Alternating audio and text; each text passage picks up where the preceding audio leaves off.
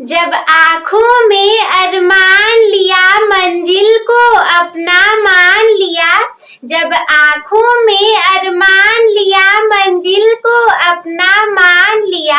फिर क्या मुश्किल और आसान, क्या जब ठान लिया तो ठान लिया। So hello everyone, this is me Komal. Thank you so much everybody for clicking this video. In this video I am gonna to teach you that how to get 95% marks starting from July in Hindi subject. यानी कि आज की इस video में आपकी दीदी आप लोगों को ये बताने वाली है कि अगर आपका बहुत सारा मंथ खराब हो गया, मतलब जुलाई के पहले का जितना मंथ था वो खराब हो गया, लेकिन अब आपको ये जानना है कि दीदी हम जुलाई से पढ़ाई कैसे स्टार्ट करें और हम अपना जो है कि जनवरी फरवरी आते आते अपने सिलेबस को इतने अच्छे तरीके से समझ जाए ना कि हमारे बोर्ड एग्जाम 2026 में हमारे 95% प्लस मार्क्स आ जाए। तो चिंता किस बात की, आपकी दीदी है ना आपके साथ। चलिए बताते हैं आज के इस वीडियो में। देखिए फर्स्ट ऑफ ऑल सबसे पहला जो पॉइंट है जो कि मैं बहुत सारी वीडियोस में डिस्कस करती हूँ, लेकिन हाँ आप में से बहुत सारे बच्चे नए होंगे जिन्होंने कि पिछली प्रीवियस वीडियोस को नहीं देखा होगा, तो उनके लिए देखो ये बहुत ज्यादा इंपॉर्टेंट होने वाला है। सबसे पहली बात जो कि मैं हमेशा बताती हूँ, अगर रास्ते का ही नहीं पता तो मंजिल तक तुम पहुंचोगे कैसे। यानी कि पहला पॉइंट हमारा यही से निकल करके आएगा दैट अगर आपको अपने सिलेबस का नहीं पता है तो फिर आप 95% लाओगे कैसे।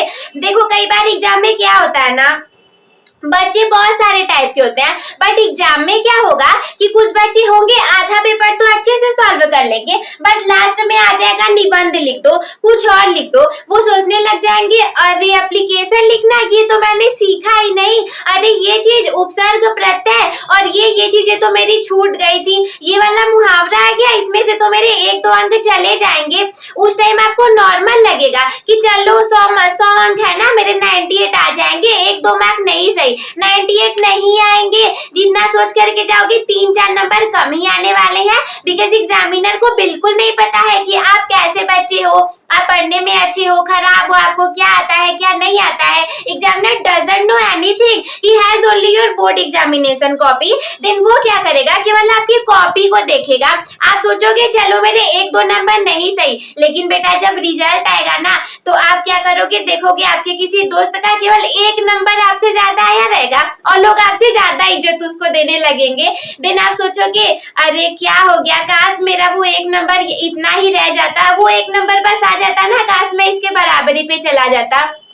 पता चला आपके 89.999% करके आ गए और किसी का पूरा 90% आ गया। सोचो कितना रिग्रेट फील करोगे ना कि अरे मेरे 1 नंबर वो कहाँ चले गए, कैसे कम हो गया। तो हाँ जरूर फील करोगे, और ऐसी फीलिंग हमारे स्टूडेंट जो कि हमारे ही चैनल पर है उनके साथ ना हो, तो इसके लिए क्या करो, फर्स्ट ऑफ ऑल पहले पॉइंट पर ध्यान दो, दैट इज अपने सिलेबस को अच्छे से समझ लो।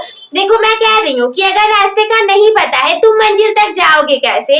मतलब मान लो आपको ये पता है कि मुझे ना दीदी डॉक्टर बनना है, बट आपको ये नहीं पता कि डॉक्टर बनने के लिए आपको पढ़ना क्या है, कौन से सब्जेक्ट को लेने हैं, किसके बाद क्या करना है, 10th में क्या पढ़ना है, 12th में क्या पढ़ना है, आगे जाकर क्या पढ़ोगे, इसके बाद कौन कौन सी एग्जाम को निकालना पड़ता है, तो डॉक्टर कैसे बनोगे।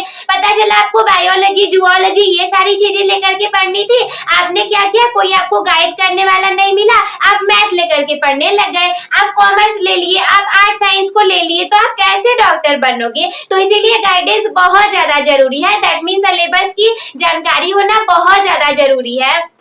एक बार पता चल जाएगा ना कि गद्य में इतने चैप्टर है इसे पढ़ना है, पद्य में इतने हैं इसे पढ़ना है, व्याकरण में हमें ये रस छंद अलंकार को पढ़ने हैं, उपसर्ग प्रत्यय पढ़ने हैं, मुहावरे लोकोक्तियां पढ़नी है, बहुत चीजें पढ़नी होती है, पत्र लेखन पढ़ना होता है, निबंध पढ़ना होता है। बच्चों को लगता है चलो हिंदी है हम अच्छे से कर लेंगे, हमें कोई दिक्कत नहीं होगी, लास्ट के टाइम में पढ़ लेंगे सब हो जाएगा, बट ऐसा नहीं होता। जाकर के उससे पूछो ना जिसके की केवल 88 89 करके रह गए, वो अपने 2 अंक के लिए पछताता रह गया।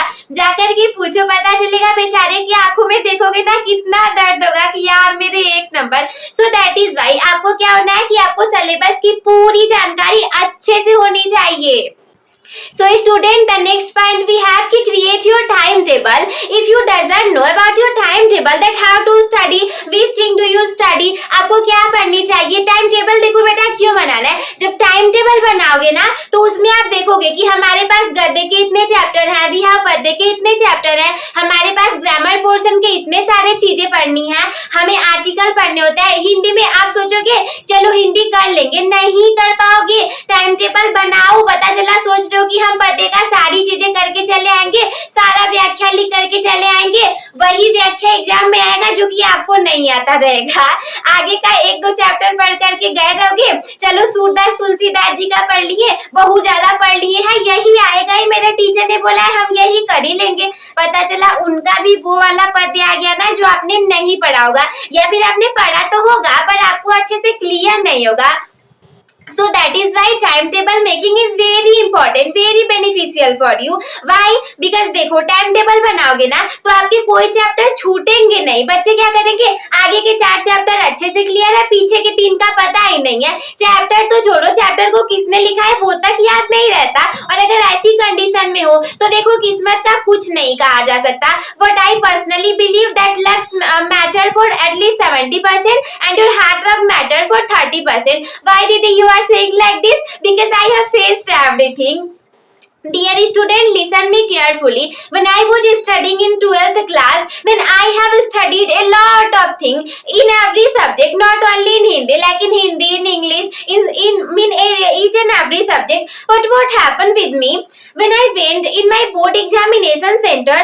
Oh my goodness, I see the question paper, I become so surprised. मैंने सारे जीवन परिचय याद किए थे एंड जिस एक लोग का मैंने नहीं याद किया था उन्हीं का आया हुआ था and I become too surprised that teacher always कहते रहते हैं कि 2-3 लोग का याद कर लो, एग्जाम में यही छपने वाला है। But what happened with me that I went in that when I see the question paper, I was too surprised because उन तीनों लोग का आया ही नहीं था, लास्ट के 3 लोग का आया हुआ था जिसमें से मुझे किसी का याद नहीं था।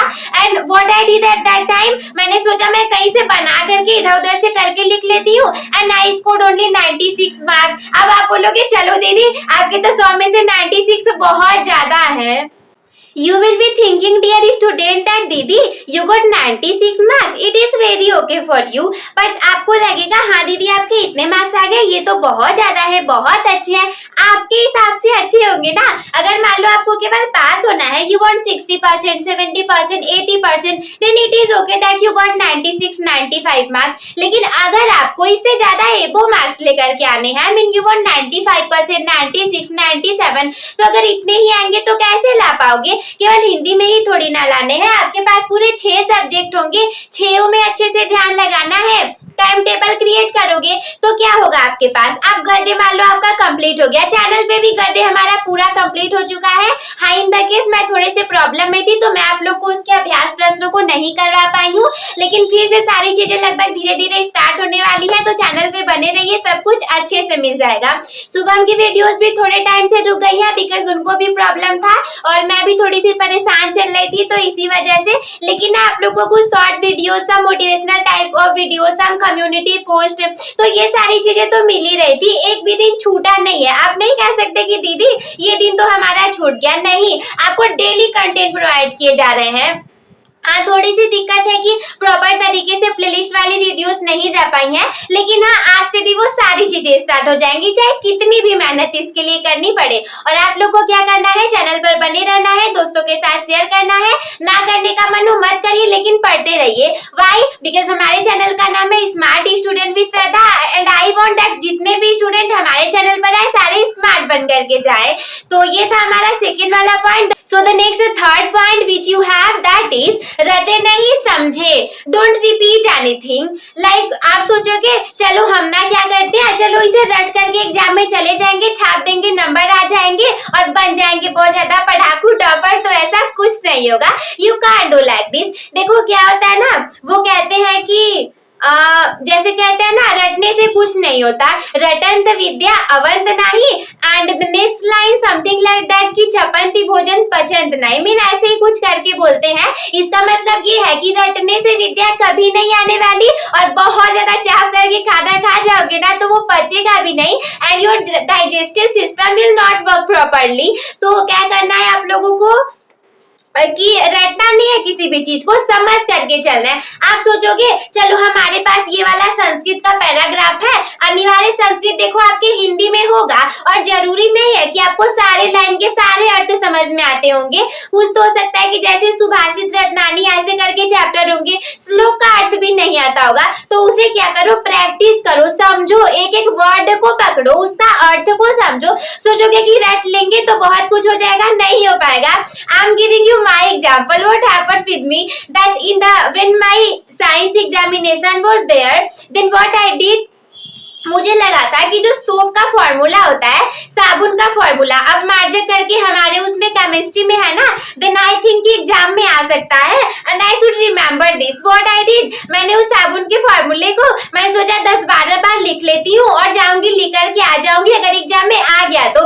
बता रही हूँ घर पे 2 दिन याद किया मैंने सुबह शाम, और मैं अपने बस में भी उसे याद करते हुए जा रही थी, लेकिन व्हाट हैपेंड दैट एग्जाम में वो आया भी, लेकिन एग्जाम के टाइम में मैं भूल कि क्या लिखना है। तो ऐसा क्यों हुआ? Why this happened? Because I didn't understand that. I just repeat that word again and again. I just repeat that formula. And if you will be repeating your Gadya, Padya, Sanskrit grammar portion, then you will not be able to get the 95% marks. So that is why it is important कि हिंदी ऐसा subject है आप उसे रट ही नहीं पाओगे। You need to understand that subject. तो आपको क्या करना है, चलो अभी से समझना स्टार्ट करो ना। अभी तो आपके पास जुलाई, अगस्त, सितंबर, अक्टूबर, नवंबर, दिसंबर, जनवरी, फरवरी लगभग इसी में एग्जाम होते हैं, तो समझते हुए चलोगे ना तो लास्ट में आपको सारी चीजें लगभग याद हो जाएंगी, और नहीं भी आएंगी तो आपकी अंडरस्टैंडिंग पावर और इतनी ज्यादा इंक्रीज हो गई रहेंगी ना कि आपको मान लो कोई चीज नहीं आता रहेगा, आप क्या करोगे, रिलेट करके लिख ले जाओगे। सपोज दैट तुलसीदास बिहारी का कोई गद्य आ गया है, कोई पद्य आ गया है and you didn't understand that what should I right, आपको समझ नहीं आ रहा है, लेकिन आप तो इतनी ज्यादा पढ़ लिए होंगे ना कि आप उसे रिलेट करके लिख पाओगे कि हाँ इसे मैं यहाँ से लिख सकता हूँ। और एग्जामिनर को क्या करना है, वो एक एक लाइन पढ़ के थोड़ी ना चेक करेगा, उन्हें तो पैसे दिए जाते हैं, जितने ज्यादा कॉपी चेक करेंगे एक दिन में उतने ज्यादा पैसे मिलेंगे। सपोज दैट एक कॉपी को चेक करने के 10 से 13 रुपए 15 रुपए मिल जाते हैं, वो सोचेंगे चलो 100-150 कॉपियां जल्दी जल्दी केवल हेडिंग देखेंगे, नीला काला पेन देखेंगे, हाँ लिखा हुआ है, नंबर देते हुए चले जाएंगे। अगर वो आपकी एक एक लाइन को देखने लग जाए तब तो उनके पैसे ही कम हो जाएंगे। और भाई दुनिया स्वार्थी है, वो सब भी ऐसा ही करते हैं।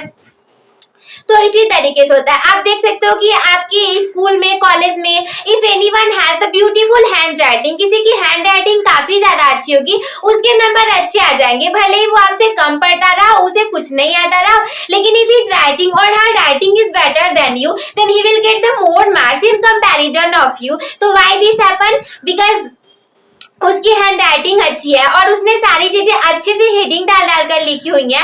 तो इसी तरीके से बाय द वे अपने पॉइंट पर वापस आते हैं, जो कि था रटना नहीं समझना है। तो आप चलिए बढ़ते हैं अगले पॉइंट की तरफ। So my dear student, the next 4th point that we have कि प्रैक्टिस राइटिंग स्किल। आपको क्या करना है, लिखने की प्रैक्टिस करना है। देखो हाँ मैं मानती हूँ कि हिंदी जो सब्जेक्ट है ना, इसमें आपको 3 घंटे 15 मिनट कम पड़ जाएंगे, लिखना इतना ज्यादा होता है, A copy, B copy, C copy. अगर हैंड राइटिंग अच्छी है, चुन चुन के लिखोगे तब तो भाई आप एक ही कॉपी में लिखते रह जाओगे। लेकिन अगर आपकी हैंड राइटिंग थोड़ी सी अच्छी है, मतलब आप स्पीड में भी लिख सकते हो, तो हिंदी में तो इतना लिखना होता है, वो 100 में से 100 मार्क्स लाने के लिए ना बी से सी कॉपियां भी भरनी पड़ जाती है कभी कभी। तो राइटिंग स्किल का प्रैक्टिस करो, हिंदी में लिखना ही है। देखो हिंदी और गणित ऐसा सब्जेक्ट है कि 3 घंटे कम पड़ जाएंगे, बाकी सारे में तो आप क्या करोगे, आपको टाइम हो सकता है कि बच जाए, लेकिन गणित का सवाल लगाते लगाते और ये हिंदी लिखते लिखते 3 घंटे कब भी जाते हैं कि पता ही नहीं चलता। हिंदी में लिखने की प्रैक्टिस करो, अदरवाइज क्या करोगे, 3 अंक का जीवन परिचय है, आप सोचोगे कि एक पैराग्राफ लिख करके आ जाए, एग्जामिनर भी क्या करेगा, एक पैराग्राफ दे करके 2 नंबर देगा और चला जाएगा, उसे क्या करना है। इसीलिए हिंदी में लिखने की प्रैक्टिस करो। The last but not the least, the 5th point that we have is solve the previous year question paper।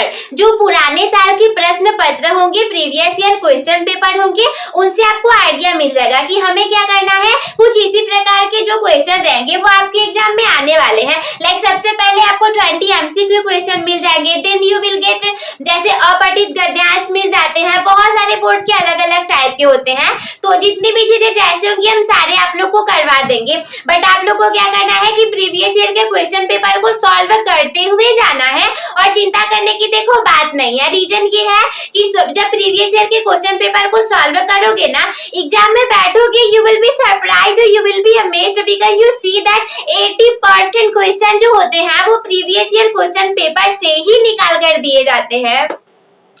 केवल 20% जो होंगे वो ही कुछ बाहर से आएंगे, लेकिन जो 80% होंगे ना क्वेश्चन, अगर आपने पढ़ लिया है प्रीवियस ईयर क्वेश्चन पेपर, देखो वही उठा करके आएंगे। केवल एक पेपर नहीं, ट्राई करो कि 2 से 3 पेपर को सॉल्व कर लो, और केवल वहां 10 और 12 तक ही नहीं, when you will be going your graduation, when you will be pursuing your graduation, उसमें भी वही होगा। ग्रेजुएशन में भी वही होता है कि हमारे लगभग 80% क्वेश्चन प्रीवियस ईयर से लिए जाते हैं।